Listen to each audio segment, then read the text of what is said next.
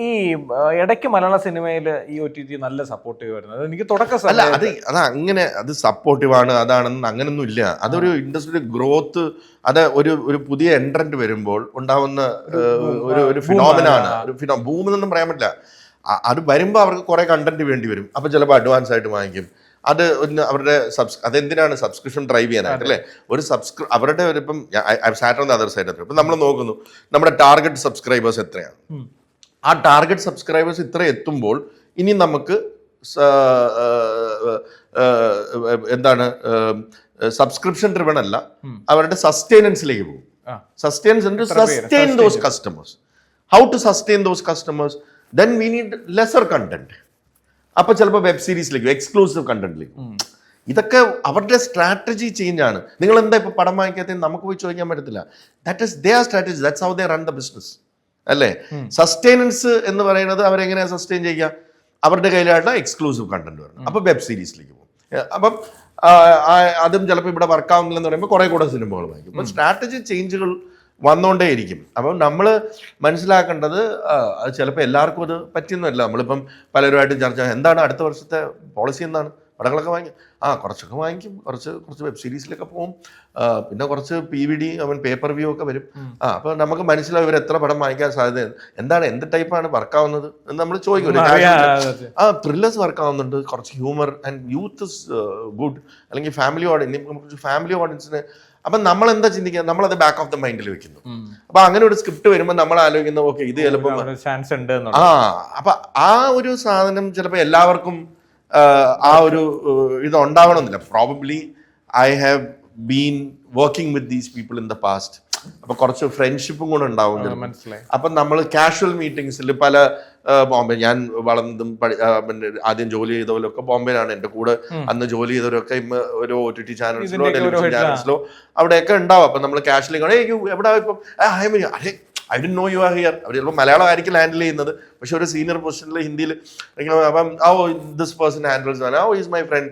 അങ്ങനെയൊക്കെ നമ്മൾ ചിലപ്പോൾ കോൺവെർസേഷനിൽ സംഭവിക്കുമ്പോൾ എന്താണ് ഫ്യൂച്ചറിൽ എന്താണ് നടക്കാൻ പോകുന്നത്, ന്യൂ മീഡിയ എന്താണ് വരാൻ പോകുന്നത്, ഹൗസ് ഇറ്റ് ഗോൺ ഗോ, ഇതൊക്കെ നമ്മൾ മനസ്സിലാക്കും കുറച്ചൊക്കെ. അങ്ങനെ എല്ലാവർക്കും ചിലപ്പം അങ്ങനെ ഒരു ഉണ്ടാവണമെന്നില്ല.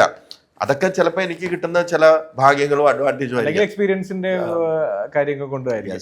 ഈ കന്നഡ സിനിമ നമ്മൾ നേരത്തെ പറഞ്ഞ പോലെ അതൊരു ഭൂമായിരുന്നു. ആ ഒരു വർഷം സംഭവിച്ച ആ ഇൻഡസ്ട്രിയുടെ തലവര തന്നെ KGF എന്ന് പറയുന്ന ഒരു സിനിമ.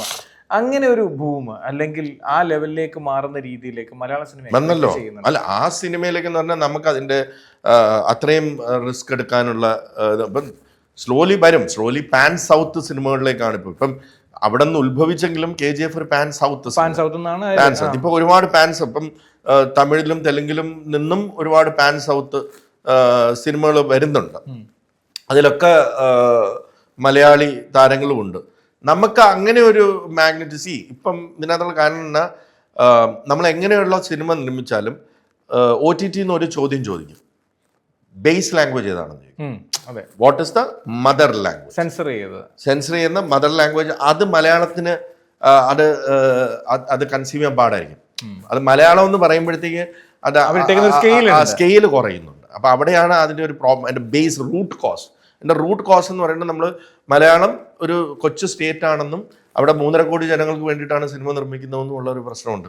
അതല്ല തമിഴിന്റെയും തെലുങ്കിന്റെയും, അവിടെയാണ് കന്നഡത്തിന്റെ, അവരുടെയും പോപ്പുലേഷൻ കൂടുതലാണ്. അപ്പം അവിടെയാണ് അവർക്ക് കിട്ടുന്ന ഒരു അഡ്വാൻറ്റേജ്. ഈ കോർപ്പറേറ്റ് ലൈഫിനെ കുറിച്ചും ഈ പ്രൊഫഷണൽസിനെ കുറിച്ചും സംസാരിച്ചുകൊണ്ട് ഈ കമ്പാരിറ്റീവ്ലി അതർ ലാംഗ്വേജിന്റെ വർക്കിംഗ് ടൈം അല്ലെങ്കിൽ അവരുടെ ഒരു രീതി ഞാൻ പറഞ്ഞു കേട്ടിട്ടുള്ളതേ ഉള്ളൂ. ബോളിവുഡിന് ഇന്ന ടൈം ടു ഒരു ഓഫീസ് ജോബ് ടൈപ്പാണ് അവർ കൂടുതലായിട്ട് സജസ്റ്റ് ചെയ്യുന്നുണ്ടെന്ന് പറഞ്ഞു കേട്ടിട്ടുണ്ട്. അപ്പോൾ ആ ഒരു പാറ്റേൺ എന്തുകൊണ്ട് മലയാളത്തിലേക്ക് സാധ്യമല്ലത്? കാരണം അവർക്ക് നമ്മുടെ ഒരു ഇന്ത്യയിലെ ഇത് നോക്കുമ്പോൾ ഒരു 5ാം സ്ഥാനത്ത് നിൽക്കുന്ന ഇൻഡസ്ട്രിയാണ്. അതായത് ബോളിവുഡ്, ടോളിവുഡ്, തെലുങ്ക്, തമിഴ്, ഇപ്പൊ കന്നഡ. നമ്മളന്ന് മുമ്പ് 4ാം സ്ഥാനമായിരുന്നു. ഇപ്പം അവിടെ നിന്ന് ഇറങ്ങുന്ന സിനിമകൾ എല്ലാം ബിഗ് ബഡ്ജറ്റ് സിനിമകളാണ്. ഇപ്പം നമ്മൾ 5ാം സ്ഥാനത്ത് നിൽക്കുന്ന ഒരു കൊച്ചു ഇൻഡസ്ട്രിയാണ്. നമ്മൾ ഒരുപാട് പ്രശ്നങ്ങളിലൂടെ പോയിക്കൊണ്ടിരിക്കുന്നത്. മലയാളികളുടെ ഒരു പെക്യുലാരിറ്റി എന്ന് പറഞ്ഞാൽ അവരെല്ലാ ഭാഷ സിനിമയും കാണും, എല്ലാ ഭാഷയും കൈ നീട്ടി സ്വീകരിക്കും. ഇപ്പൊ ആട് 2ന്റെ കൂടെ ആട് 3ന്റെ കൂടെ ഇറങ്ങുന്നത് തന്നെ 2 അന്യഭാഷാ ചിത്രങ്ങളാണ് അല്ലേ? അപ്പം അതിനും അവര് മലയാളികൾ ബാലാട്ടിയുടെ കേസ് നേരത്തെ അപ്പൊ അവിടെ പ്രശ്നം എന്ന് പറഞ്ഞാൽ നമുക്കൊരു സ്ട്രിഞ്ചന്റ് ബഡ്ജറ്റ് ഉണ്ട്, അതിനകത്ത് നിർത്തി അവർ കൊടുക്കുന്ന ക്വാളിറ്റി കൊടുക്കേണ്ടി വരും. അതിനകത്ത് കോംപ്രമൈസ് ഇല്ല. അതാ പറഞ്ഞത്, ക്വാളിറ്റി വേണം. പക്ഷേ ഇതിപ്പോ നമ്മുടെ നാടോടിക്കാറ്റില് പറഞ്ഞ പോലെ AC വേണം, പറ്റത്തില്ല. കാർ പാർക്ക് ചെയ്യണം, TV പൂന്തോട്ടം എന്തായാലും വേണം. എത്ര രൂപ ബഡ്ജറ്റ്? 700 രൂപ. അപ്പം കുറച്ച് കഷ്ടപ്പാടുകളൊക്കെ അനുഭവിക്കേണ്ടതായിട്ട് വരും. 2 കോടിക്ക് മാർബിൾ വേണം. അപ്പൊ അത് നമുക്ക് സാധ്യമല്ല. നേരത്തെ പറഞ്ഞ പോലെ ഇത് എന്ത് റൂൾസും നമുക്ക് ഇത് ചെയ്യാം, നമുക്ക് അടിച്ച് ഏൽപ്പിക്കാം, ഇങ്ങനെ ചെയ്യാൻ പറ്റുള്ളൂ. ഫൈൻ, എല്ലാവരും വെൽക്കം ചെയ്യും. പക്ഷെ ഒരു പ്രൊഡ്യൂസർ ഉണ്ടാവില്ല അത് ചെയ്യാനായിട്ട്. റിസ്ക് എടുക്കാൻ അല്ല, റിസ്ക് എടുക്കാൻ അത് പോസിബിൾ അല്ല. അങ്ങനെ എത്രയോ സിനിമകൾ ഇവിടെ നടക്കാതിരിക്കുന്നുണ്ട്, എത്രയോ സിനിമകൾ ബഡ്ജറ്റിന്റെ ഇതുകൊണ്ട് പിന്നെ നടന്നിട്ടുള്ളത് പോലും. ചിലപ്പം ഒരു സിനിമ ഹിറ്റ്, സൂപ്പർ ഹിറ്റ് എന്ന് പറഞ്ഞ് ഡിക്ലെയർ ചെയ്യപ്പെടും. ഒരു സിനിമ സൂപ്പർ ഹിറ്റ് സിനിമ, എന്നിട്ട് പ്രൊഡ്യൂസറിന് 5 പൈസ കിട്ടാത്ത സൂപ്പർ ഹിറ്റ് സിനിമകളുണ്ട്.